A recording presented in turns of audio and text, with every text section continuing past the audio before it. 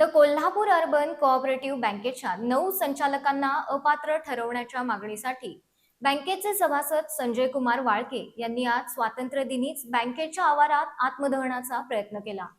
स्वातंत्र्य दिनाच्या कडक बंदोबस्तात ही धक्कादायक घटना घडल्यानं पोलीस प्रशासनात प्रचंड खळबळ उडाली। पोलिसांनी अत्यंत तत्परतेने हस्तक्षेप करत वाळके यांना पुढील अनर्थ घडण्यापूर्वीच रोखलं आणि ताब्यात घेतलं।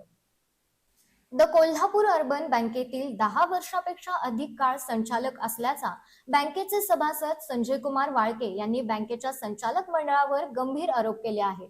संचालक मंडळातील संबंधित 9 संचालक हे सलग 10 वर्षापेक्षा अधिक काळ पदावर कार्यरत असल्याचा दावा वाळके यांनी केला।